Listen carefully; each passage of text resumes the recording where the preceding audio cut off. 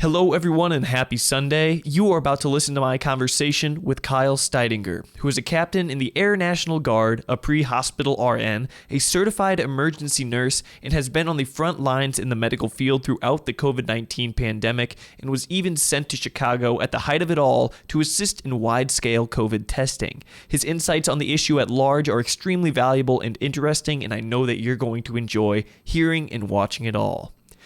If you find this episode educational, I invite you to click that share button beneath this video if you're watching it on Facebook. And if you enjoy watching and listening to conversations like these, then please subscribe to The Paul Garcia Show on YouTube. Like my page on Facebook as well, follow me on Instagram, and subscribe wherever you listen to podcasts. And if you want to directly contribute to the show's production while also gaining early access to each and every episode, I would love for you to become a patron on patreon.com/Paul Garcia. You can also make one-time donations on Venmo to The Paul Garcia Show, and you can even write checks and send them to 1813 Parkway Court, Unit Number 1 in Normal, Illinois, if you want to do it the old-fashioned way. Those of you that have donated to the show and became patrons have made it so that I can get a third microphone, and I have a lot of episodes lined up with 2 guests, and it's just going to be incredible. You guys are amazing. Thank you so much.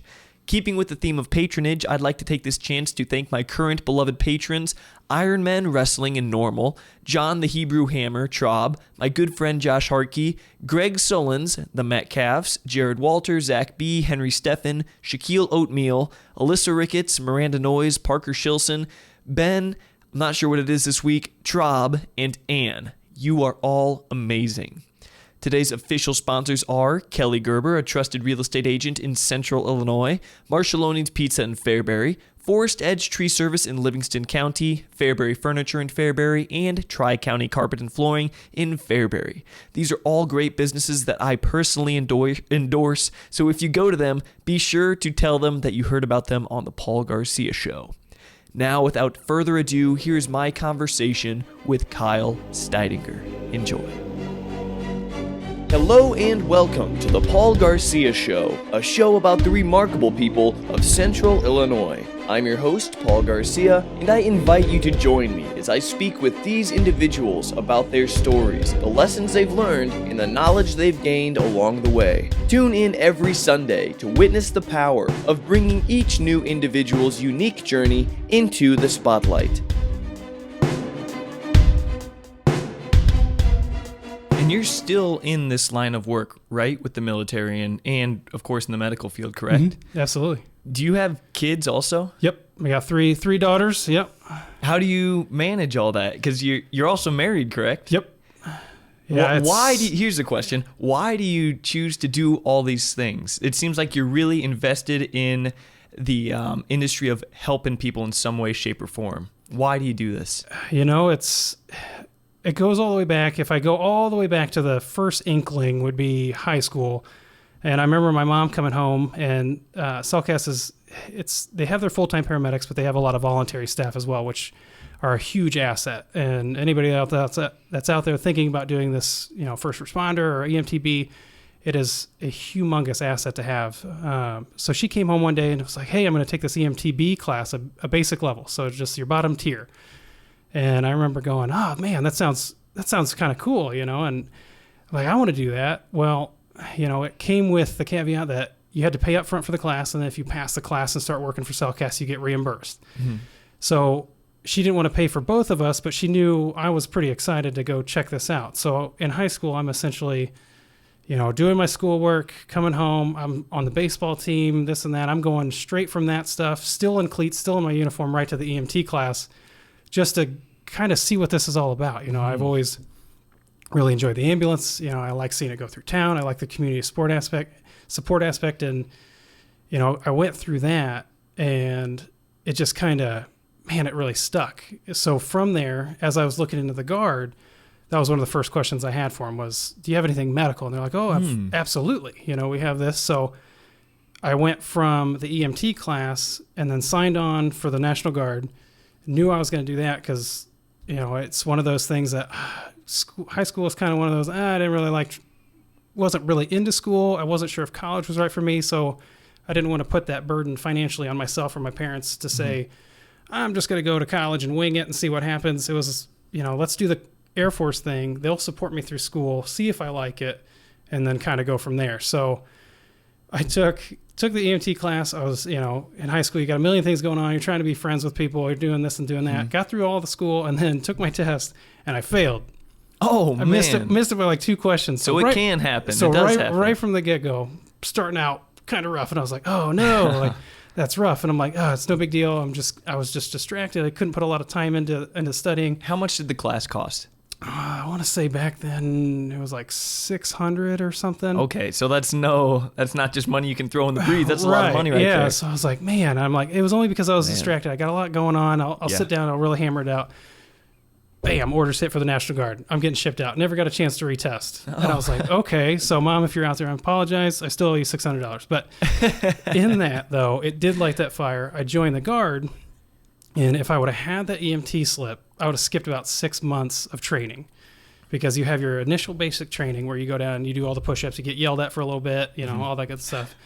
And from there, you go to AIT or tech school where you're learning your job that you're going to do. So I'm hand in hand with the active duty personnel that are going to go and do this on an active duty side, whereas I'm going to do it on the National Guard side, just making sure our flyers are healthy, all this and that. But in that, it's one of those things that you kind of learn along the way. And being now in my 30s, I realize it's not so much about getting frustrated that you failed something. It's about how do you react to that situation to go, how do I make myself better? So in that failure, I realized, man, I know I can do this. I know all the skills. I just need to essentially try harder. Mm-hmm. So in that and redoing it, and getting him, essentially I needed to go get yelled at for a little bit and put that in perspective of like, I'm working really hard. Why would I sacrifice this and not try hard to pass this? So I went all the way through the EMT class again, knocked it out of the park. First try, nailed it, knew all the skills, and you get that building block. So it was rough to start out my career in healthcare knowing that, oh man, this might not be for me. I failed this. But once I redid it and had that time to sit down, I knew I do have this capability. If I just sit down and focus on it, sky's the limit. I picked it up really well. I had all my attention on that, and it just kind of went from there. And that was the building block of, I really like this. This is exciting stuff. I'm essentially taking people in the worst time of their lives, and they have to immediately trust me, which is hard, to get that skill down where you just start talking to people.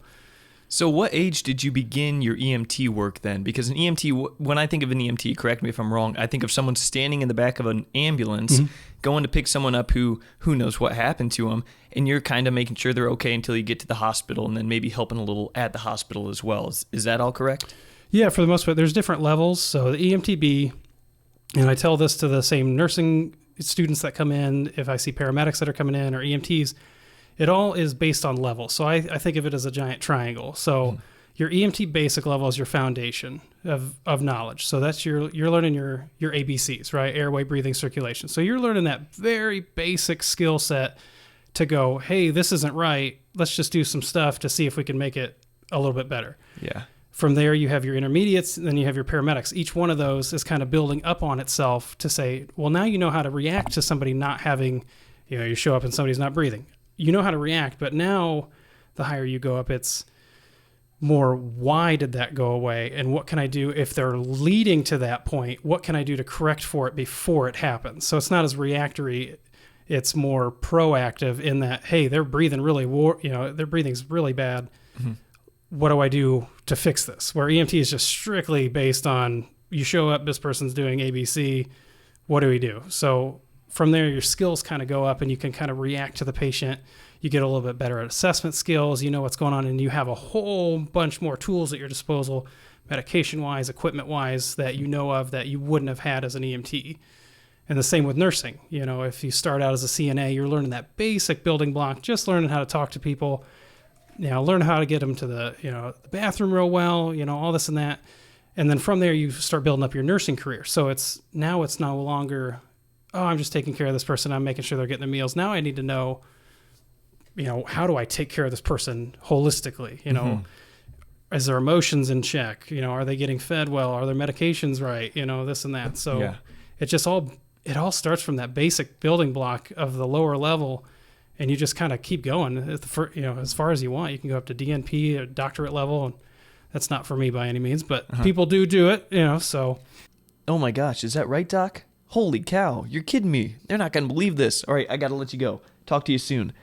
Holy cow, I just got off the phone with a leading researcher and a really smart scientist, and he just said what we all knew anyways. Marchelloni's Pizza in Fairbury is the best pizza on the planet Earth to people with functioning brains and taste buds. Pizza from Marchelloni's in Fairbury, Illinois is spectacular, and not only that, but they also offer a daily happy hour. If you call between 4 and 5 p.m. and order a pizza, you get the second one of equal or lesser value for free. Restrictions apply. You can even call at 4:45 p.m., order your pizzas, pick them up at 8 p.m., and you will still get the happy hour discount. For the most delicious pizzas around, head nowhere else but Marchelloni's Pizza in Fairbury, Illinois. Call them up and place your order today at 815-692-4602 and pick it up at 405 East Locust Street in Fairbury, Illinois. Don't fight the science. Go with what the doctors recommend.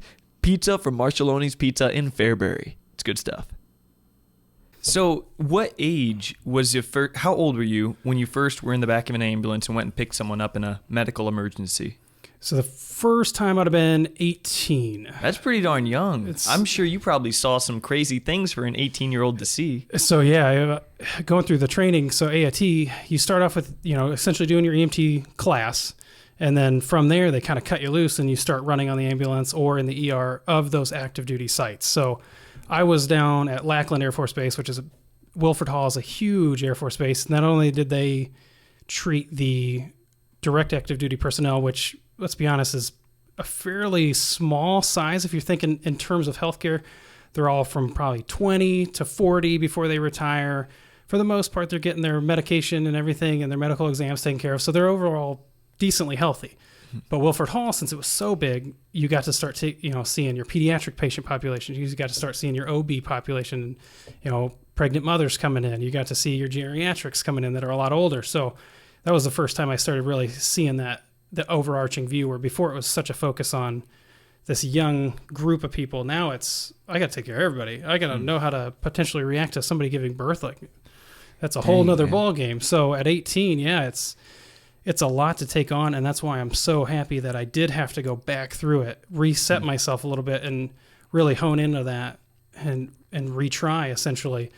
And like I said, it was good to get yelled at for a little bit. It kind of just ingrained in me that if you work hard, good things come. So, was there ever a moment, because I've heard a lot of stories from people, just in-person conversations with people who are EMTs, people who have worked in the medical field, but specifically EMTs, who say that they've seen some really crazy things in an ambulance. Was there ever a point that you saw something that made you question if you wanted to continue doing this? Were you ever rattled? And if you were, what was it that rattled you?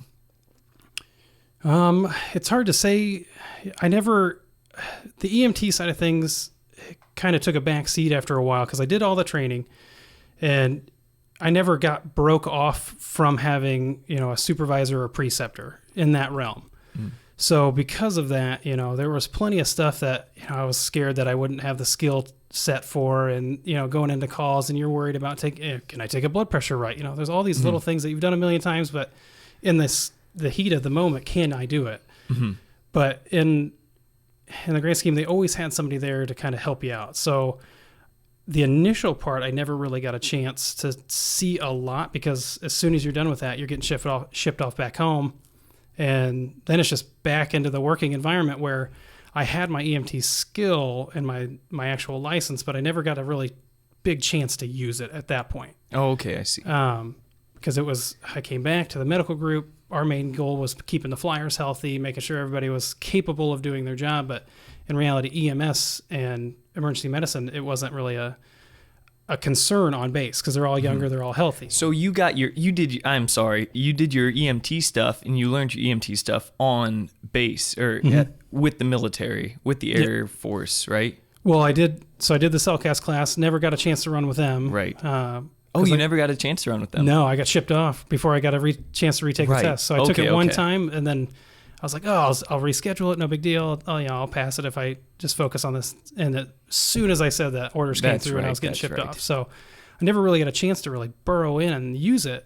But from that, I learned, like, I do really want to do this. So, then it was just kind of a spiral of different opportunities and careers. So I've worked at a wound center. I've done hyperbaric oxygen treatment where you're shoving somebody in a pressurized tube to try to heal up wounds. I've worked on a medical unit as a tech on the floor on, just taking care of any number of things. And then through all that, I'm going to nursing school and just preparing for that next step. Okay. With the mindset that emergency medicine is going to be that's my goal, is all these things that I'm doing is essentially to get back into that setting in the ER.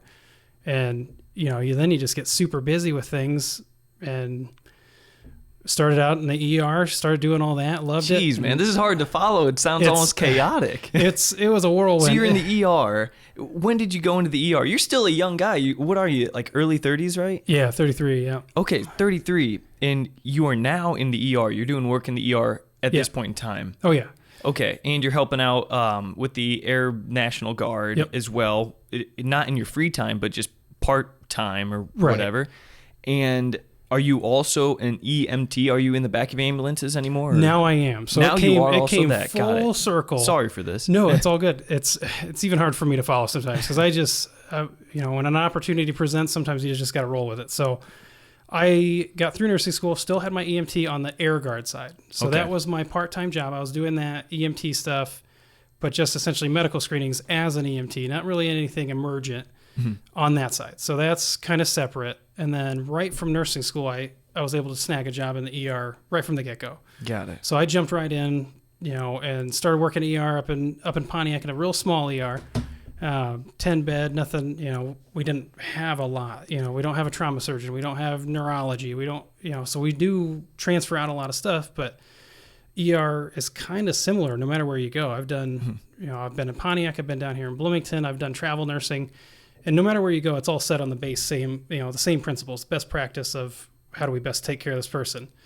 So once that settled down and I had my guard career in check, the ER was going well and that settled down, then I realized, maybe I have a little extra time hidden in there somewhere that I can jump on with the ambulance. And I started out as a driver because by then I had let my EMT license go. I had got commissioned as a nurse, didn't need that. So I let it go. And so I started out as a driver. And talk about boyhood bucket list, get to play with sirens, flip on the lights. Yeah. I mean, it was a great time. And the whole time, though, my boss is essentially like, you're the world's most overqualified driver. Like, here you are as an ER nurse. You've been doing ER nursing for years. And I was like, I don't know. I really like playing with the lights and sirens. It's a good time. But at the same time, I did realize, like, there is an opportunity here that I think I can move on. So they actually offered a class up to take the PHRN. And that was the whole separate thing. So I did that. And I started, I want to say I started on the ambulance in January, February, maybe somewhere around that time. I had gotten the class done, took the test. I had to do a bunch of ride time. And then from there, now I'm in the back of the ambulance. So now I'm the guy coming knocking on your door to say, hey, I'm here, what's wrong, kind of thing. And I will say, it's tomatoes kind of thing. ER nursing, I would say for the time you're there in the 12-hour shifts is harder for that time frame. Because you have more patient loads, you have maybe 4, 5, 6 patients that you're trying to balance care, get things done. The ambulance is usually one-on-one, but in the same time, they all come with their challenges. Like, a lot of those paramedics that are up there, it's 24 hours no matter what. So they're pulling huge shifts where I just have to stress myself out for 12 hours in the ER. They're kind of just around the clock. So there's a few of them, they balance schedules, things like that. But it's kind of tomatoes. It's all for the same goal, but there's various kinds of suffering here. It sounds like different suffering. Yeah, it's what you sign up for. And really on the ambulance, I'm only picking up maybe one day, trying to help out where I can. But you see them working their tail off. And for anybody that thinks they're a big bad ER nurse that know it all, try out on the back of the ambulance. That's one thing. I felt like I have done ER long enough that I'm really good at that. But I've always got that crutch that if somebody starts tanking on me, I have tons of nurses. I have a doctor that's always there. I have a bunch of resources. I've got units that can pull down. I got nursing supervisors. So if anything starts really going wrong, I've got that handcuff or that crutch to say, oh no, this person's looking really bad. Bring somebody else in here to help me out. Back of an ambulance, you are on your own. Like it is a whole separate ballgame. So Just a few people in a car, really. Man, I tell you, and you're trying to do this the whole time while you're driving down the road, bouncing around. So, That's right. It's one of those, like, I feel like I'm really, really good at ER, but then I jump on the back of a rig and it's a whole nother ballgame. So major props to the paramedics have been doing for a long time, because, I go from really great ER to maybe I'll give myself a mediocre paramedic, but it's one of those that I'll learn with time. I keep trying to learn everything and kind of going from there. So. We are brought to you by Kelly Gerber, a trusted real estate agent in Central Illinois. Do you need a trusted real estate professional to assist you in navigating through the buying or selling process? If you do, remember one name, Kelly Gerber. Kelly is a phenomenal real estate agent for Keeley Real Estate in Fairbury, Illinois. If you're selling, she has premier marketing strategies implemented to assure that your home is circulated to buyers throughout Illinois. And if you are buying, she has professional relationships with lenders, title companies, inspectors, and attorneys to alleviate the stress that comes with buying a home. Whether buying or selling, Kelly works hard to ensure that the real estate process is enjoyable and stress-free. It's a seller's market, so the time to call is now. Call Kelly up at 217-390-8205 or send her an email at kelly@keeleyrealestate.com to begin your real estate journey today. Member of Mid-Illinois Realtors Association, Illinois Board of Realtors, and the National Association of Realtors. Before we move on, I want to ask, and we're going to move on to something really important, really interesting, but first, just because I'm stinking curious, what was, in your time as an ER nurse, maybe even also in the ambulance, what was the most startling or just crazy patient's situation that does this make sense? What is the craziest condition that a patient came to you in that you can remember? I mean, everybody's got their thing, I guess. Every nurse that does it has their separate stuff that they either really, really like or they really don't. Honestly, the biggest panic I think I've ever had was somebody giving birth in the ER. I am not an OB nurse. I've been through my own children's birth, and that is plenty for me. I was happy with that. But every so often, you got to be ready for anything. So that's probably the most unprepared I think I've ever felt, is this person just shows up and, oh my goodness, that might not have been too much in your training, right? Oh my goodness, delivering a baby. I can do chest compressions all day. I can shock people with pads. I'll stick needles pretty much anywhere. But to have somebody show up that's like, I'm having a child right now. Oh, like, hold on. And there's no way they're getting up to the floor. So you just have to just wing it. You're like, all right, I do remember this being in school. Okay, let's figure it out. So yeah, you bring a bunch of people in, and hopefully somebody smarter than you and OB stuff comes down, which they do, because it's good teamwork in the hospital, and they can kind of come in and take over, but you're still helping them out. But that's probably the most unprepared I think I've ever been, where it's just so out of left field. I hope to never do it again. But in that, everything turned out great, and kid was healthy, and I'm like, that was a thing. Like, I can't believe that just happened right now. What a good story, though. Yeah, in the I'm end. Man, we just delivered this baby, So, but then, there's a million things out there that, there's really, really gruesome stuff. There's really gross stuff. There's, there's amazing things that I can't really explain. Right. That stuff happens, and you're just like, wow. Hey, I've heard that actually. Would you mind elaborate on that just a little bit? So there's been polls, Pew Research polls, that show that the majority of people in like elite levels, like nurses, doctors, things like that, in the medical industry in the United States, the majority of them, over 50%, have said that they have witnessed what they consider miracles. Like, they think it's divine intervention or something along those lines, but things they can't explain that appeared to be miraculous. Yeah. Have you seen things like that? Yeah, I mean, I got to be careful to not give too much away. But, of course, yeah, I understand. But yeah, there has definitely been, for instance, there was one, we had a stroke patient come in, and I just remember where we found the stroke, it was like, oh, this is bad. They're a goner type of thing? They're either, they're not fully gone, their vitals still look fine, they're still breathing, but they're just not going to wake up. Mm-hmm. It's one of those things that they are just now here. They're a shell of what they were. There's just nothing we can really do. But you do try those things. You try to throw the medications at them. You try to clot buster medication, all this in a timely fashion. But really what we always say is, the TPA that we use for strokes is like, you have what I've always heard, and there's different studies out there and different ratios, but I've always heard it's like 33%, they're going to get way worse. 33%, it's not going to do anything. And 33%, it's, they're going to get a lot better. Mm-hmm. So the odds are pretty low still, even in that, this is just a Hail Mary. Hopefully this works. Mm-hmm. And I remember just sitting there and this, I get all the medications going. We got Life Flight on the way. They're going to come pick him up and fly him out to the neurology, specific department. And me and the doctor there, we had a great rapport, great guy. And I'm in there checking on the patient, and the wife's in there. We got the priest in there. They're kind of praying together, and I'm just not expecting much. It's one of those like we'll get him over to neuro and see what they can do. And all of a sudden she's like, "He squeezed my hand." I was like, "All right, like, sure, lady, like, no offense, but I think you're just reaching for things." And she's like, "No, he squeezed my hand." I was like, "Nah, never gonna be a chance." She's like, "Wake up!" and just screams at her husband. My. And he just sits up, just out of nowhere. And I'm like, I don't know what just happened here. And he's just perfect. No totally way. Totally back to baseline. And I'm just like, okay. So I go grab our doc, and I'm like, "Hey, you might want to come check on your patient here." And he's like, "Why? Is he getting worse?" I'm like, "No, he's better." And he's like, "What do you mean better?" I'm like, "He's completely back to normal." And he's just like, "What are you talking about?" And I'm like, "I don't know. Come on in and check it for yourself." So this patient, all of a sudden, we had to reacclimate him. Like, he all of a sudden wakes up in an ER. But, it's one of those things where they're just like, "Holy cow, like, what just happened?" Like, so by the time the helicopter got there, which is no time at all, it doesn't take him long. This patient's perfectly fine. I could have discharged him right then and there. He was perfect. No freaking way. And it was That's incredible. And so it's one of those like, I don't feel like I even had it started long enough. And looking at the time frame of when I started the clot busting agent to when he went, that I'm like, I don't even feel like it should have done anything yet. Totally back to normal. I was just like, that was weird. That was a little shocking. So, man, awesome story. I'm glad we touched on that actually. It was something. Okay, so flash forward to basically now.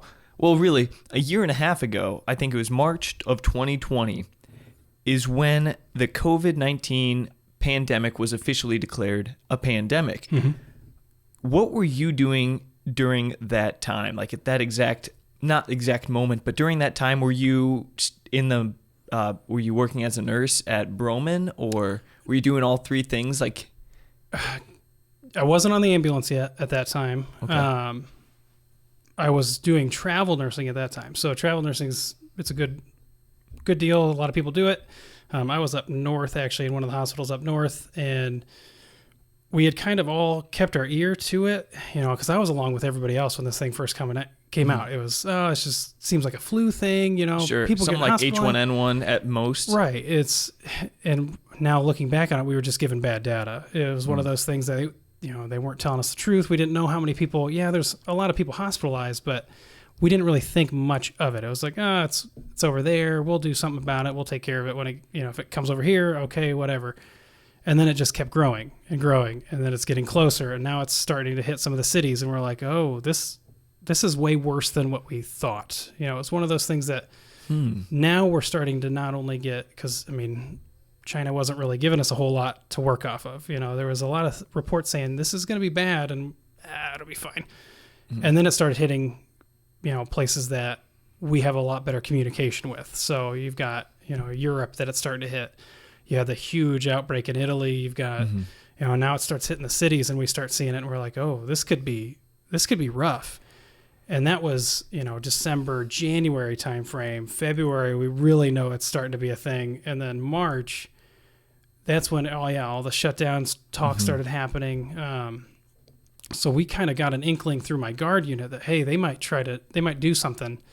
So we kind of kept our ear to the grindstone, and sure enough, all of a sudden we're getting our calls from our supervisors saying, oh, hey, so you're working as a nurse or RN. I apologize for not knowing the terminology very well. But either one. Okay, so you're working as a nurse, and you're kind of in the front lines in the medical field, and all of a sudden you get a call from the National Guard saying, hey, we might need you for something. So. Right, and it was all based on rumors at this point. So. Okay.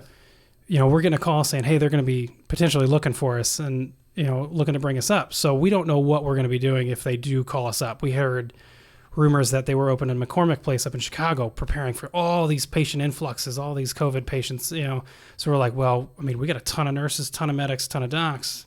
Is that where they're going to send us? Are we going to do in that? Like essentially a field environment. I'm like, oh, that sounds exciting. This is the first time really that we've been called up to do something, but we really didn't know at the time. So we finally get that call and, hey, pack your bags for 2 weeks. This is where you're going. I'm like, all right, sounds good. So in end of March of 2020, we got our unit got called up to, I was up in Harwood Heights. Up by Chicago? Up by Chicago, yeah. And essentially what it ended up being was setting up swabbing sites and for that initial burst of testing, because by that point we had just gotten testing available. There was a limited quantity everywhere you went, but they knew contact tracing was going to be the biggest need at that time because we didn't have a tool to fight it. We didn't know how to decrease the symptoms of it. We didn't know how to do anything to treat it. The only thing we could hope for was that if we test somebody and they're positive, hey, you need to stay away from everybody. Make sure you contact everybody. Everybody needs to stay indoors. So it was trying to identify how far along it had gotten to try to minimize that spread. And really when I first started hearing the shutdown, I was like, oh no, this is America. We're not going to do very well at this. We don't. You knew that before we even tried to implement the shutdown. So you're like, this is not going to go well. It was more of a just observation. We don't like being told no very well here in America. It's just one of those things when they say you can't do something, you automatically want to go do it. And I'm guilty of it too. But right back at you. It's a good thing, and it can be a bit of a curse, I'm sure, at sometimes. Right. And in reality, everybody did a really good job. I mean, the shutdown and the quarantine, everybody really bound together. And I can't say anything bad at that time. It was everybody really did what they were supposed to do, and it really did slow things down because a lot of people will passionately disagree with you there. Right. It slowed it down, and that's the only thing, and that's what I think everybody's kind of lost sight on at this point is at that time, the entire goal wasn't to fix the virus. We're never going to fix it. At this point, it's blown up. It's kind of everywhere. It was to slow it down in a way that flatten the curve or whatever. Right. We in the ER can handle it because right now, ER, even prior to COVID, ER nursing was brutal. We are brought to you by Forrest Edge Tree Service. If you have trees or tree stumps on your property that you want gone, go nowhere else but Livingston County's premier tree service provider, Forrest Edge Tree Service. Your yard is no place for looming dead or damaged trees because it's just a matter of time before they come down, ruining your property, ruining your week, and ruining your bank account. This is exactly why you need to be a responsible adult and hire the services of Forrest Edge Tree Service to get the job done right. Simply give Joe Rudin a call or text at 815-615-3037 to get a free quote today. Keep your family, pets, vehicles, and neighbors safe and save yourself from a world of headaches when you call or text Forrest Edge Tree Service to get those dangerous, looming, troublesome trees off of your property. That's Forrest Edge Tree Service, Livingston County's premier tree service provider. I mean, we were tipping on an edge where a lot of days we didn't have enough beds. We don't have enough hospital rooms. If flu hit real hard, we'd tip over and we wouldn't have the space and capability. So this is the one thing that was new that was coming out that, hey, if we slow it down, we can keep up just enough to make sure we get everybody taken care of. So that was the whole goal right from the get-go. Along the way, though, it's just gotten so polarized that everybody's just, oh, COVID, COVID, COVID. It's like our mentality now in the ER isn't so much, oh, it's COVID. This entire problem is COVID. No, it's because we already had a ton of patients that were already sick. Then you add on the extra COVID patients. It's not all COVID that we're seeing, and everybody wants to only focus on that. It's the fact that we were already stretched thin. Now you get additional people on top of it that we wouldn't have seen prior, and it's just overrun us. Would you say that the majority of patients in the ER were COVID patients or not? No, it's just that was the one thing, and it still is the one thing that we think we can mitigate. So, unfortunately, people aren't going to stop eating cheeseburgers. If they haven't gone out jogging for the last 40 years, they're not going to start doing that. They're not going to stop smoking. In general, all these things that we've tried for years and years and years to say, hey, you need to be healthier, that's kind of out of the question. So this is the one thing, with the vaccine, with the shutdown, quarantining, social distancing, all that is all an attempt to say this might be the one thing that we can slow down so that we don't get crushed. because all those other sick people are still coming to us. All the heart attacks are still coming in. All the stroke patients are still coming in. All that stuff that was happening anyways is still happening, and it still stretches us. But now, unfortunately, we have this whole other patient load that we wouldn't have thought about that's just stacking on top. And they, some, I would say it's about 50-50 that some come in and you're just like, oh, they're just here for a swab. They want a school note or something, sure, you got COVID. Perfect. Whatever. See you later. But are those that come in here that as soon as you see them, you're just like, well, I'm going to be the last person that ever talks to this person, and you're going to put a tube in their throat and you're like, that's that, what a waste of resources at this time. You snow them out, you put a tube in their throat to breathe for them. And you're like, well, I'm probably the last person that's ever going to talk to this person. So, and this was the protocol for people that came in with COVID, right? That were really far along, that weren't doing good.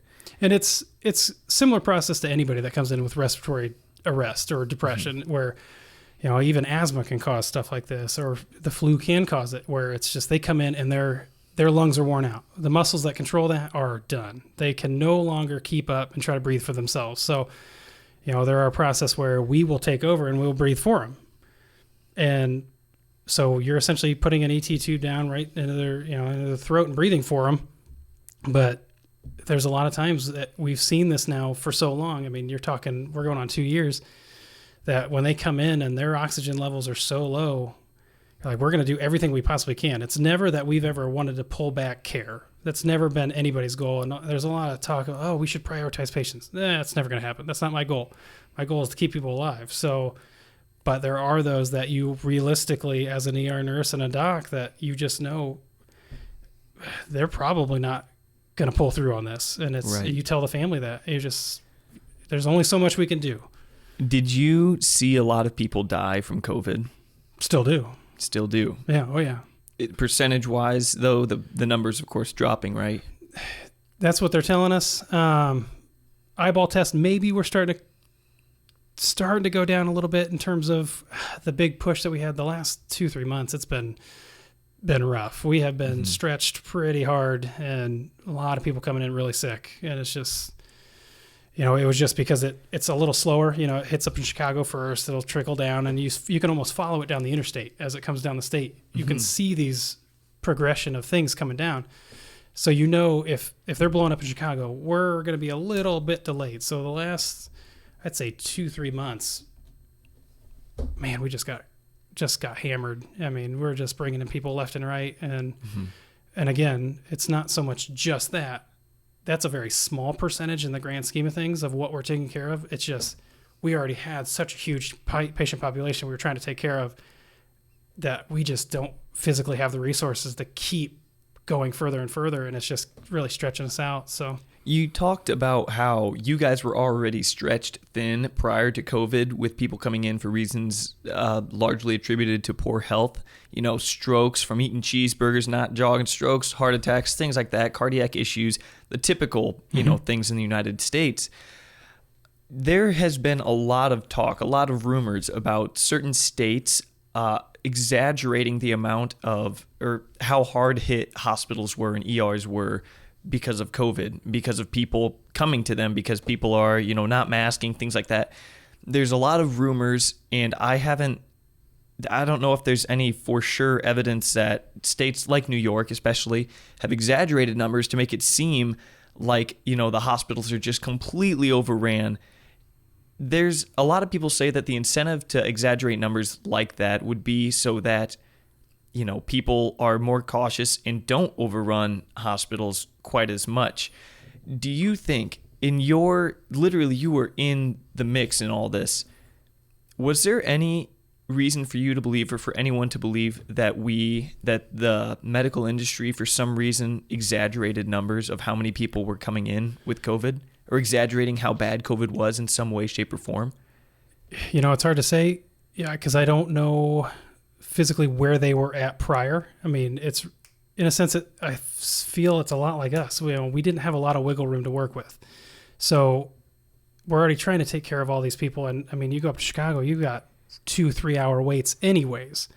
So I think a lot of it was just, it used up the last little bit they had. I mean, maybe the percentage wasn't huge, but there are those that come in drastically sick and you're throwing a ton of resources at them. Mm-hmm. And then there's a bunch of those that really aren't that sick, but they're still a patient of yours. They're still coming in. You're still got to check them out. So it's a hard thing to follow kind of where they're at. And I don't know how badly they were overrun anyways, but I got to imagine in those New York states, if it's anything like I've seen in Chicago working in hospitals up there, they're already so backed up that there's just nowhere to go with people. And now you add this additional group on. Mm-hmm. So I can't say I would hope they wouldn't exaggerate things like that. You don't suspect it anyway? I wouldn't suspect it. I mean, in reality, like I said, the last 2-3 months, we've been seeing it here in our smaller scale. We're a much smaller ER. We've got 2 of them here in town. And both of us, I know a lot of people at the other hospital that we're both in the same shape. It's just, we have people boarding down the ER that are supposed to get an admission up into a hospital room. There's nothing up there right now. Mm-hmm. And so they're just hanging out down in the ER, which isn't where you really need them to be. Mm-hmm. And there's just nowhere to go with people. And we would get that state anyways. And now it's just that much worse that we just have really no wiggle room at all. There's nowhere to go with anybody. So what happens when the ER is completely full and there are still people trying to come to you who have COVID, who are, knocking on death's door perhaps, or just doing really bad, So that's my role. So I'm a charge nurse in the ER. In addition, my primary job is to watch out for my staff. So I, the day-to-day and make sure they're safe, they're taken care of, and that if they're panicking or if they're not panicking, but if they're having a hard time with a patient, I'm going to be right there alongside them. I'm going to jump in, I'm going to help out, I'm going to task with them, whatever I need to do. Just with my experience, I can hop in and just kind of help them out. That's my primary goal. And then I also am really focused on flow. So I'm the one trying to maintain flow, get patients where they need to go that I know, hey, this nurse has a little bit of extra. They have a room ready. They can jump in that room. That nurse can take care of them. And then just maintaining flow. I'm communicating with the other floors in the hospital, ICU, med-surg, whatever, just to make sure these people keep getting where they need to go. Mm-hmm. And you prevent any backups or anything like that? I try. Mm-hmm.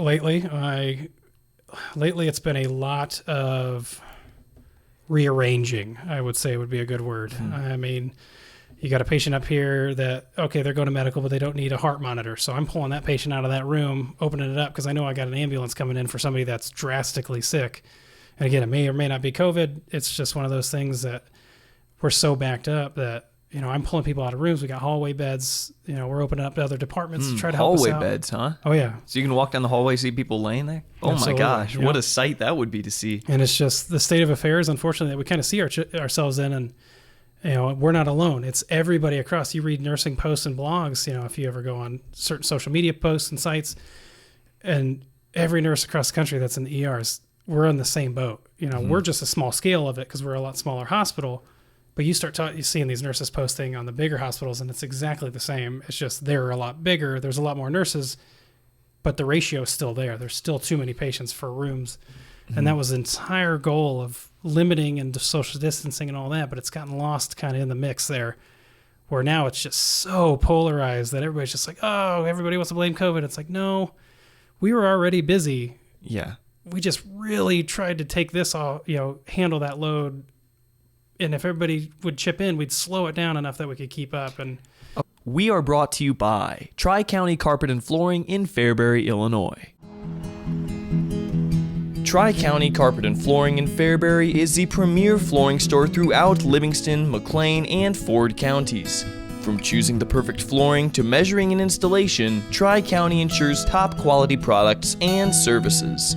Their trained professionals boast precise measurements, straight cuts, and perfect fits, while their showroom houses a multitude of gorgeous, top-quality, name-brand carpet and flooring options in the latest styles and colors that are durable and long-lasting.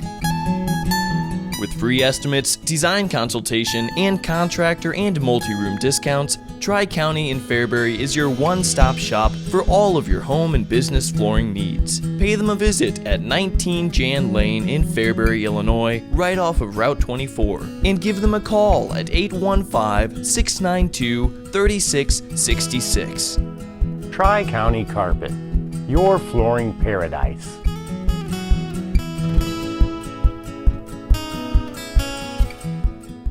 Okay, chip in. What do you mean by chip in? Social distancing, masking, getting the vaccine, and most of us, I shouldn't say most of us, I'm of the opinion that I'm not a big fan of the mandate. I don't think anybody should be forced to take anything. Well, that's rather profound of you to say, being in the medical field, being directly hit by this and affected by this and overworked because of it. Right. You still don't think that there should be a mandate. It's one of those that I don't like forcing things upon myself. It's not what I tell a lot of patients. I'm not a prison guard. If you want to leave, you're an adult. I'm going to let you go. I'm not going to tackle you. But I would hope that you make the right decision with the science and what I'm telling you as a healthcare professional to make the right call in order to make the decision for yourself. You're an adult, you're over 18, you do what you want to do, but it's amazing to me that there needs to be a mandate. I don't feel that there should be, but even that that was put in place. Mm-hmm.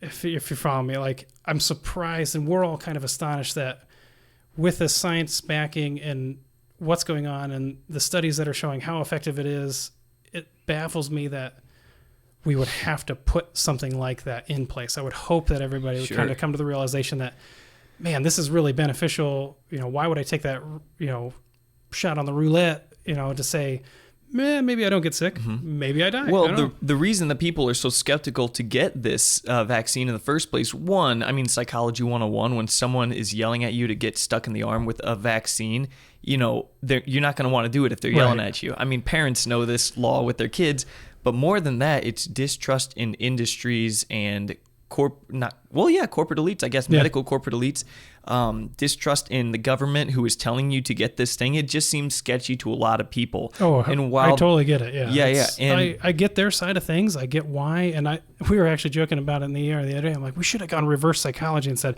we have the vaccine, but I don't want to give it to you. And they would have been like, oh my goodness. Probably worked, in my very humble opinion.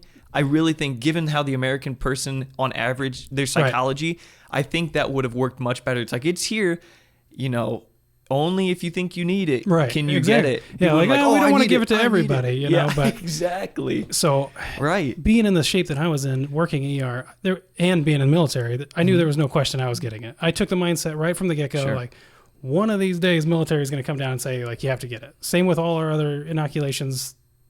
You have no say. That's one of those things that I am owned by them. Even though I'm only there part-time, I am still one of their members. So you signed contracts that made it so you would have to do this. So it was easy for me.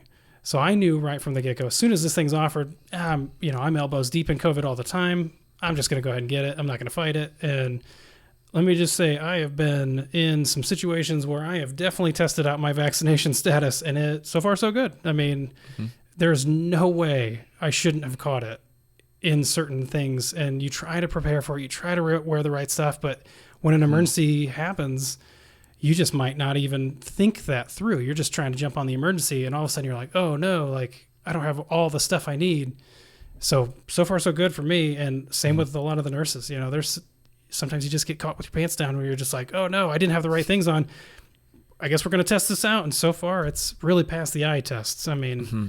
We've admitted maybe a couple here and there that have been vaccinated, but every single one that comes in that's drastically sick is just unvaccinated. And you're like, is there anything about the actual structure of this vaccine that makes it alarming or at the very least interesting? I've heard people, I'm not a scientist, I'm not an expert on this at all, but some people say that this vaccine looks different than other vaccines. It does something perhaps on the genetic or cellular level. I'm not exactly sure. Right. But is this a unique kind of vaccine as far as vaccines go? Or is it just along the same lines of, the polio, I don't know if polio vaccines, the standard vaccines that we get before we go into school. Right. Is it along the same lines as those? No.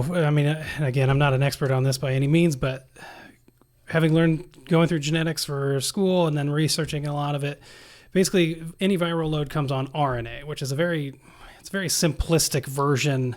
So the virus is hanging out on RNA, an RNA strand or something? Right. So that's kind of where they come from. They don't have DNA. They're just RNA. So they're very simple. Oh, okay. They have one job. They are coded to just attack and replicate. That's the only thing that they do.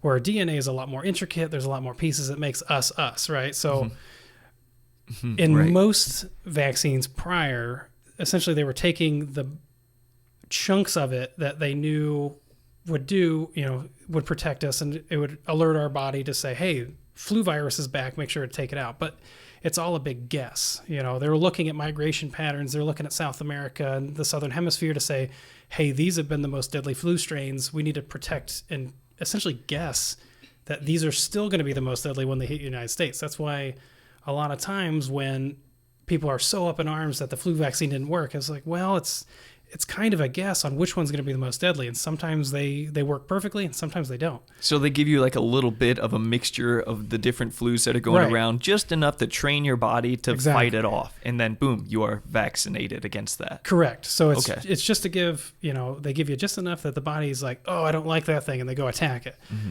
And they're like, if I ever see that guy back here around again, I'm going to take him out. So as soon I as it love gets painting it like this, by the So way. as soon as you get it in your system, your immune system's like, oh, you're done for.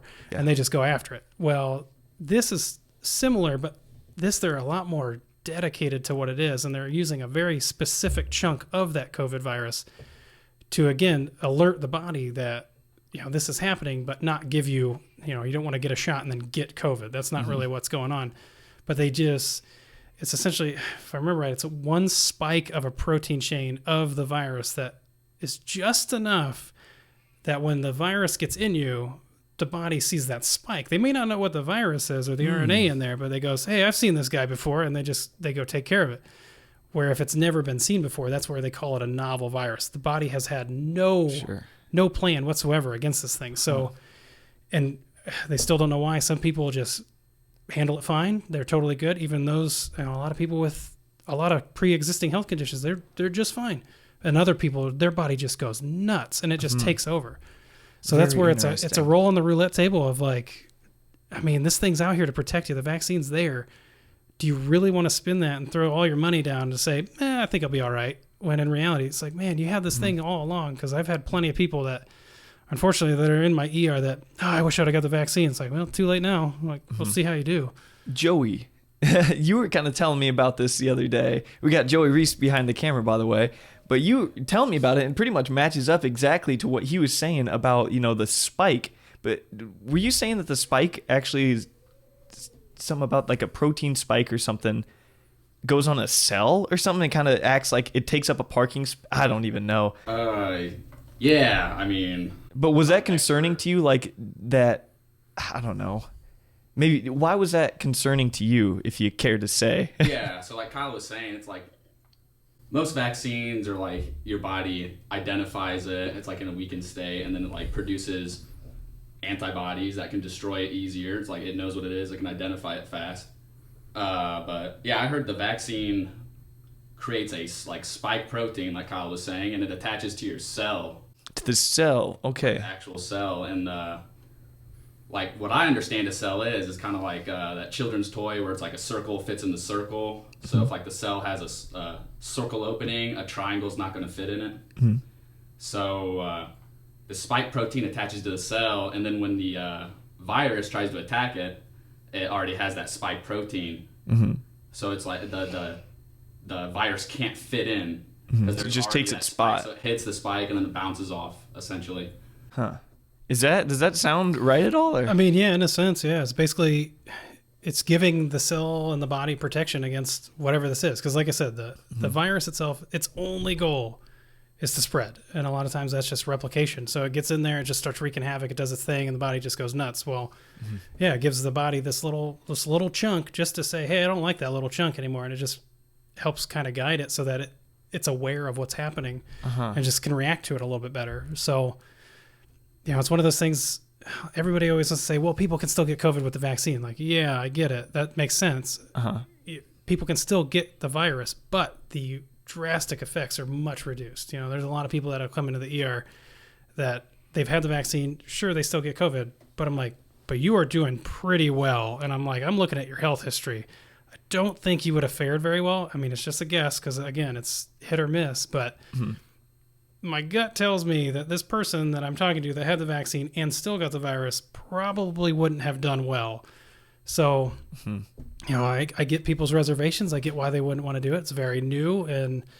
But I took the option, I took the mindset that I had no choice. Or one way or the other. I was so deep in COVID working in it. Plus, I knew along the lines at some point I'm going to be getting it. So I guess I didn't really think about it that hard.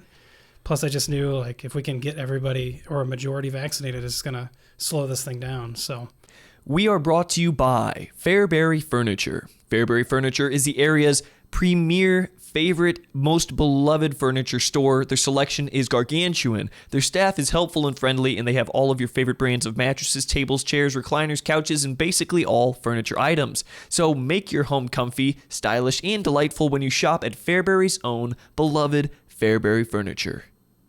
It's fair to say, right, that the majority of people that find themselves in critical condition because of COVID, they typically had comorbidities or very poor health in the first place. I read something like the vast majority, I want to say 90%, but I don't think it's quite that much. Something like 80% of people that went to the ER or died from COVID that were under the age of like 75, just under the age of 75, like the vast majority were really overweight. Have you noticed that? That is a huge piece. Absolutely. Okay. And interesting. I'm not sure why. I don't know why that would, whether it's just their body's inability to, attack this virus when it gets in there, or if it's, if it attacks, big respiratory is the big thing it goes after. There's a million different symptoms that you can see with COVID, but respiratory is the biggest thing. So if they're a larger weight, they're moving a lot more mass every time they breathe. Maybe they just wear out faster. It's able to get in there. If they're not really using their full lung capacity, it gives a lot more opportunity for it to settle in down deep. But in reality, I don't really, I have seen a huge connection with that, but I don't have a good answer as to why necessarily.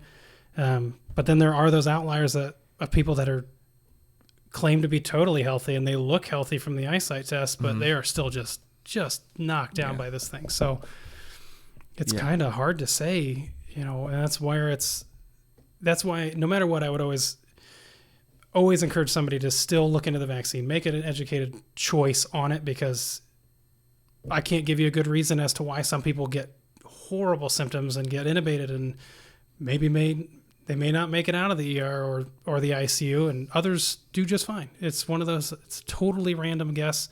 Yes, there are connections with a lot of healthcare issues that make it way worse, but there are those outliers that, nope, they were totally fine up until this point, and now they've got a tube breathing for them. And right. So, I don't want anybody to be mandated. I don't like that thought that I'm going to forcefully give you something that you don't want.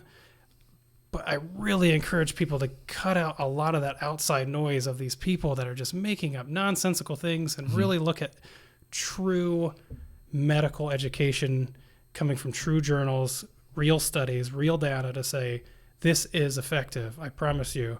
The risks are really low for it, and then just make an educated, decision on their own. It's so interesting. Real quick, Joey, were you going to say something? I saw you pull that mic down. Yeah. I just had one question. So this virus, it attacks the lungs essentially, and I heard that the common cold doesn't really have a vaccine because it can change so much. So you'd have to get multiple vaccines to fight it. Is this kind of the same thing? Would you have to get a booster and then or just multiple vaccines? It's not a one-time thing, right? I'm under the impression that the way this thing is mutating, so now you have the Delta variant, and I think they have the Mu variant or something like that out now.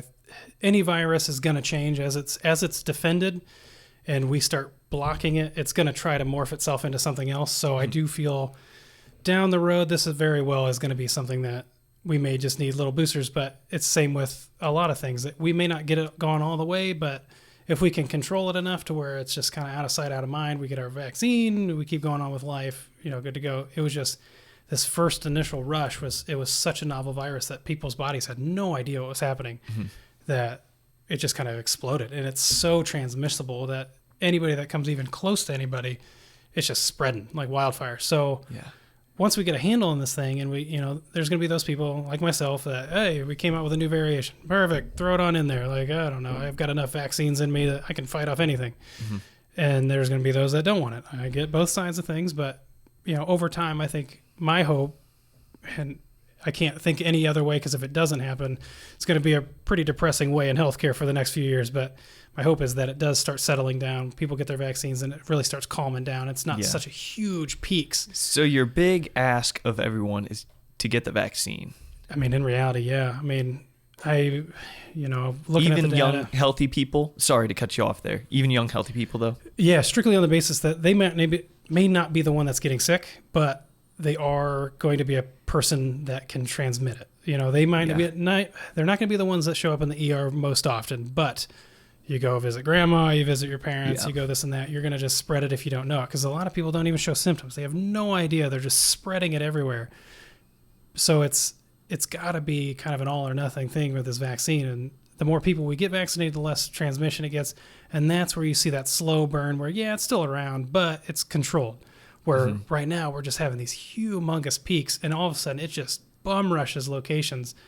You get overwhelmed. We're taking calls even here from Texas, Arkansas, Indiana, trying to transfer people in for an ICU bed because there's nothing around. It's an interesting thing to watch. Okay, so first of all, the reason that people are not getting vaccinated is definitely because of skepticism and distrust and everything like that. But it's almost funny to watch once the numbers start to go down and people relax and go out and gather and do whatever they want.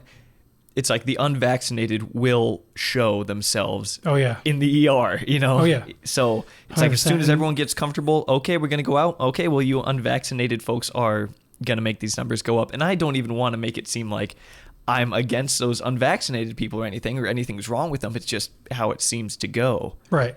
Yeah, I don't want to never want to ever make out anybody to be the bad guy. It's one or the other. And we have enough of that. Oh, my goodness. Right. And for a little bit, and that's why I've really started trying to cut down on social media because it was getting so polarized. I was getting mad, and I'm like, I'm not going to change anybody's mind. Really, I don't know why I'm getting so mad. I'm getting in arguments with family and other people. I'm watching news posts and posting on that, and I'm like, why am I doing this to myself? Like, I know what I need to do in my world of taking care of people.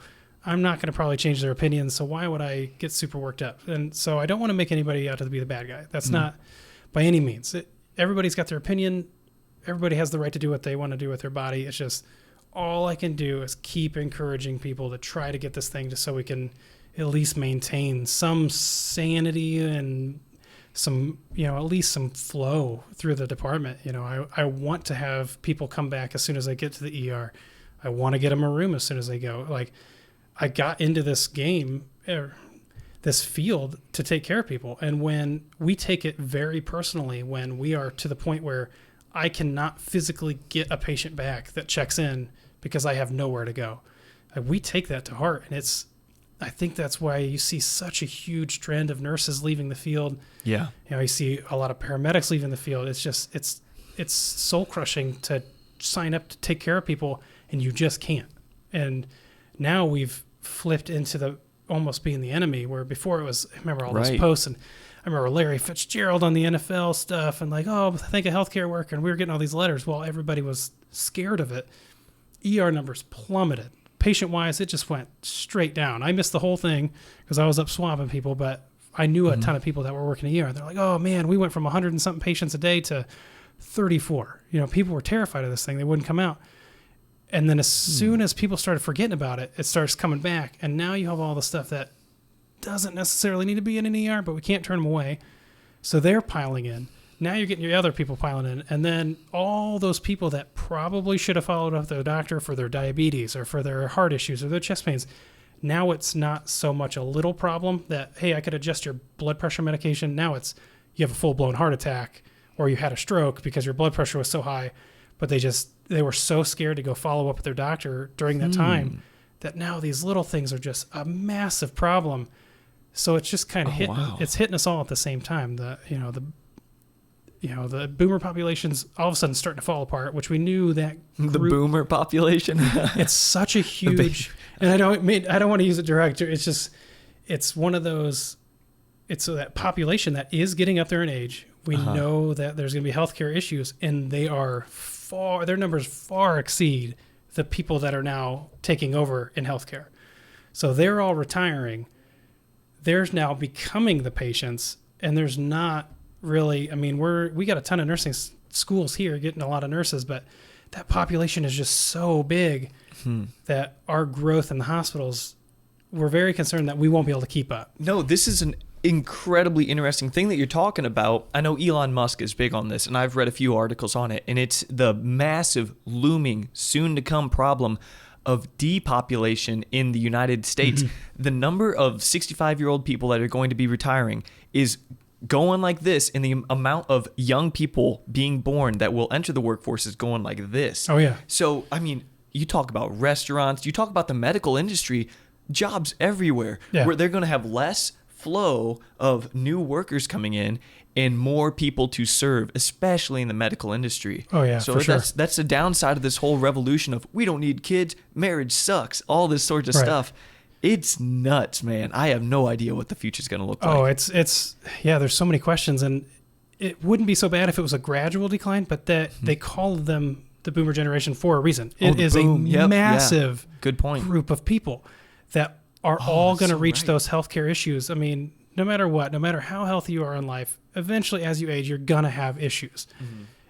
They're all reaching that time frame all at the same time. So those of us that are younger that are trying to take the mantle and take that torch to carry on whatever they had built now has a lot less to do it with, but now we've got to take care of them. And they are just, this last year, they're just kind of all falling apart. I mean, all at one time. And we knew this was going to be coming for a long time. And I don't know if it is because of a whole year where they couldn't follow up with their primary doctors, or if COVID finally pushed them out of the workforce and they just decided, if they were hanging on for a little while, like, I'm going to work a few more years. And then this hit, like, if I was 65, why would I stick around? Yeah, COVID has exhausted a lot of people that were getting towards the end of their careers. I know numerous people that retired early because of this. Absolutely. I mean, there are severance packages and a lot of big companies that I've heard. And if I think of myself mentally, if I was close to that age, heck yeah, get me out of here. Like, I've done this long enough. If you're going to pay to get me out, sure. So I think it was just that last little push that they were like, I'm not going to deal with this. I'm not going to work from home. Like, get me out of here. So now they're just kind of all hanging out. Plus, they weren't able to see their doctors forever, and it's just everything's just culminating into a culmination all at one time, and it's just pressing down on us. So, and I think something to stack on top of the stress that America is feeling, literally the majority of individuals in America are feeling, comes also from the limited hands in the workforce. People were able to stay home, and so people that were working in the medical field, people that were working in stores, retail, everything like that, restaurants, big time. A lot of them were able to go home and receive benefits and get money monthly from the government, state and federal, just to stay home. And so they had no incentive. They were incentivized. They could almost make more money staying home rather than going to work. And that has lasted. I think the federal unemployment money that people were getting just ran out at the beginning of September of this month. But still, people were able to save a lot of money, and they can probably use that as a cushion for a little while longer. So until that runs out, until people are incentivized to go back to work and go find a job, until COVID can flatten, things are going to be stressful, I presume, for quite a while longer. I mean, it's maybe not too much longer, but at least a little longer. And one of the biggest, I would say, it's not so much the stress of the patient care. It's not the burden of how many we're dealing with. In all honesty, the thing that's pushing people out the most is just this huge change in patients' personalities. Oh, really? With the shutdown and the stress that everybody's feeling, everything being so polarized, everybody's so angry about everything. So when they check in, it's no longer like, oh, healthcare worker, you're great. It's, why am I not back? I want immediate care, this and that. I mean, the mental health in this country has taken a huge turn. Oh, that's for sure. And suicide rates continue to climb among young people too. Unbelievable how many we check in for mental health and issues, and it's real stress they're feeling. I mean, and it's almost like it's this fabricated stress, but it's real to them. I mean, we are all living this life where there's shutdowns, there's this and that going. The workforce is up in turmoil. They can't, everything's going wrong. And then you watch any kind of media, and everything's just so polarized, and everybody's just at each other's throats. Yeah, man. It's all a political thing, and then these people are just taking it in, and it's just... You're right. It's just frying them. So you have to almost take like a news binge, or not a binge, a news break for a long time. Oh. You even said that you you got off Facebook for a while. Yeah. You only got back on to share this episode. Right, exactly. And I try not to go on there because I had to take a good look at my own mental health of I am so stressed with work and things like that, like I don't need that additional stress and somebody else telling me why I should be stressed. I already have my own, but I can manage it. If somebody else is trying to contribute to that stress though, like, I'd rather get it out. But Absolutely. people are just so caught up in everything. They just have a hard time disconnecting. And everybody that comes in is just, you can see such a massive change. And from when I first started this job, of people were appreciative of their care. They know we're working hard to do our best. Even if we got real busy and they didn't have a place to pull them back, they were understanding. Yeah, I hear all the code calls and this and that. Like, I get it. You guys are busy. Now it's, I can't believe you don't have me back. And they're physically, they're verbally screaming at us as to why am I not doing this? And that's the staff that I'm trying to protect and take care of. So then I throw myself in on that situation because I'm not going to let them just take a verbal beating from somebody. And it's just, it went from, it used to happen every once in a while, maybe once or twice a month-ish when I first started, to I don't remember the last time I've gone a day without somebody getting up in arms and just directly angry at the nursing staff. And it's like, we are working our tails off in all realms. The floors are killing it. The ICU is just swamped. We're just drowning in the ER. Pre-hospital's drowning. They're trying to keep up, but everybody, they can't find people to help because, let's be honest, I don't know why you would necessarily jump into the healthcare field right now. Unless you're a real heroic type. I mean, it's, if you were trying to ask somebody new to come in, and God bless the students that just passed a lot of these courses that are coming in that willingly are throwing themselves on this fire, because almost everybody you talk to now is just so mad about nothing, and they're just directing it. Since we're the person in their way, it's kind of coming at us. And I would say, in talking with other nurses that are either leaving or switching sides, going to travel, changing careers entirely, retiring, that was the last thing. I mean, the stress of the job was a lot, but the mental health of patients and physically and verbally just coming at us all the time now, it has finally tipped us. And that was the one thing I don't think we were ready for. Right. We were ready for patients. We were ready for a big surge of things. Man, you'd think everyone would be thanking you, but not the case at all. And it was at one point. At one time, and we didn't even want it. Honestly, it made us feel awkward. I don't like being a hero. I'm just here to do my job. I like doing what I do. There was a period of time when the media was pushing that narrative, like, thank hugely. a doctor, everyone. Yeah, hugely. Thank your medical workers. I mean, in an instant, it just, all of a sudden, all these things we kept warning about, like, hey, there's going to be huge wait times if you don't help us out. If we don't flatten this curve, we're going to have wait times. We're not going to have beds. We're not going to have equipment. Sure enough, we get rocked.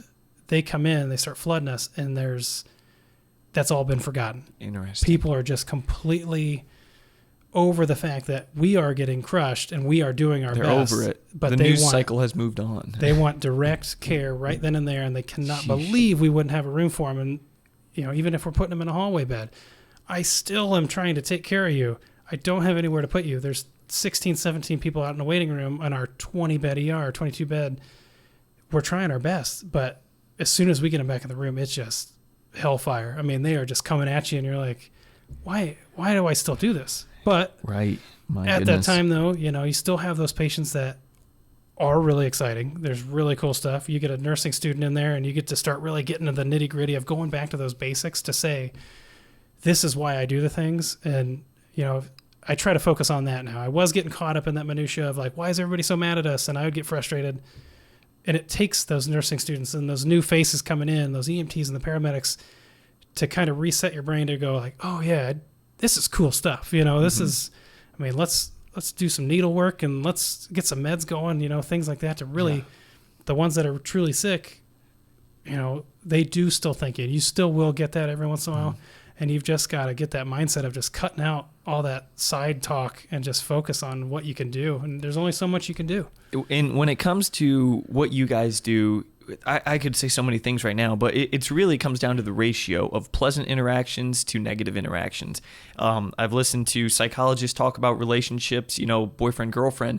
You typically want something like one for every negative interaction that you have, every fight, you want at least like 6 or 7 good interactions as well. And you don't want any more than that, because then you have someone that never challenges you, never sharpens you.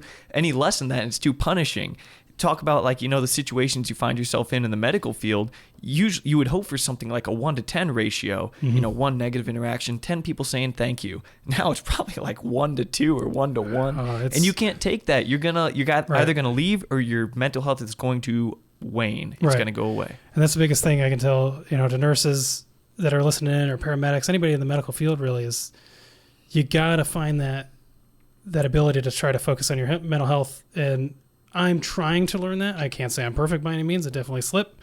But I'm really trying to make that focus more on what I know I need to do and cut out all that other stuff. Because when you get to work, there is only so much you can do. You only have so many beds. You only have so much equipment. You just try your best and do what you can. But in reality, there's a good chance you're going to get overrun and there's not enough to go around. And we as nurses, we got into this field because we're empathetic. We like taking care of people. And when you can't, it really hurts. And then to get yelled at on top of it because you can't, it's a double whammy. So a lot of nurses just take it to heart. And it's like, learn from it. If you make a mistake, learn from that.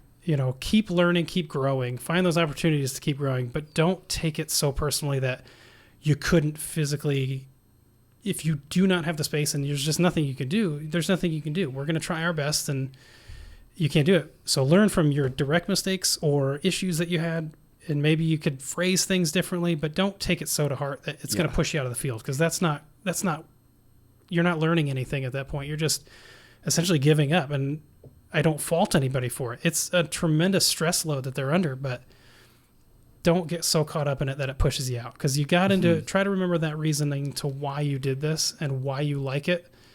And right now it's just a rough point. There's ups and downs in any career. Right now it's just a real rough point, and just find that focus again. When you want to quit, remind yourself why you started. And to people that are seeking medical attention, listen to me and listen to him. Don't be a jerk to your medical personnel that are trying to help you. Holy cow. Don't be a jerk. That's simple. Everybody lately needs a big hug. I don't know what it is, but everybody just needs to go out, find somebody to give them a hug. Because, man, if we could just get that turned around, and just the aggression and the anger and the depolarizing essentially of this entire country over this little issue we find ourselves in, if we could just get that turned around a little bit, we could all survive. We wouldn't be leaving in droves. It's not, because it's not a patient care issue. Yeah, it wears us down, but we're going to keep fighting it because that's what we do. Yeah. It's the mentality of it that, man, I don't deserve this mental abuse anymore. So, it's just one of those, just be, you don't even have to say, go back to the old school route of what moms used to say, if you don't have anything nice to say, don't say anything at all. Like, we don't even have to talk. If you're angry, that's fine, but let me just do my job. I'm going to do whatever I can to make you feel better. If you're just angry, there's a platform for that. There's patient advocates. There's surveys they'll send you. By all means, take care of that. But we are so stressed. Like, that's not the time. I know that's when they're mad, but that's not the time to take it out on somebody.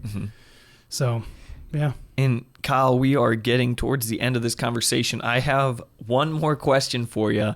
And talk about loaded questions. This is ridiculously loaded, but I thought it'd be fun to ask you.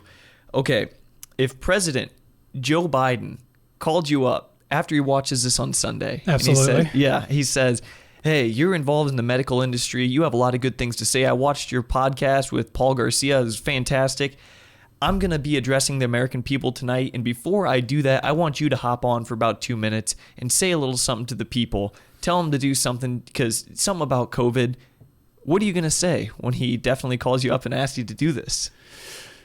I mean, start with the basics. COVID is an actual thing. It is a real virus, because there still are a lot of people that feel that it's fake. And I get that they could feel that, they're making this too big of a deal. But to deny an entire virus is a bit much. I don't know how you can deny the entire thing exists. Yeah. But do what you can. Keep yourself safe. Keep your family safe. Look at the data. Make sure you're making the right call for what you believe in. But at the end of the day, I, by all means, stress how well this thing does work.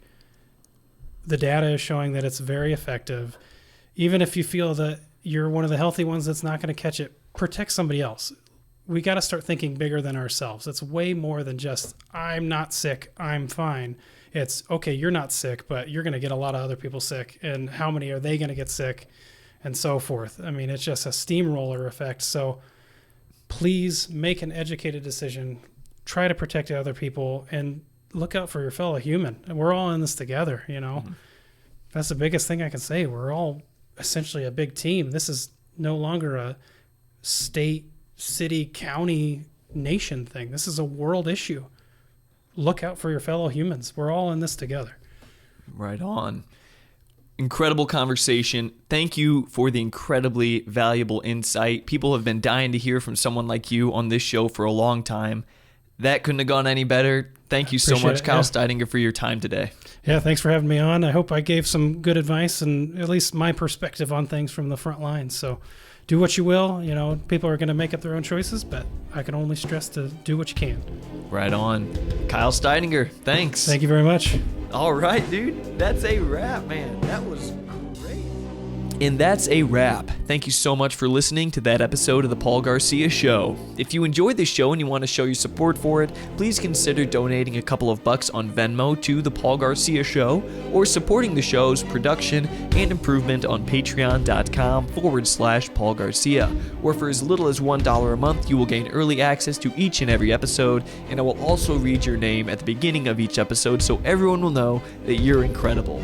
Don't forget also to subscribe to The Paul Garcia Show on YouTube, follow it on Instagram, and like it on Facebook, and subscribe on Spotify and Apple Podcasts.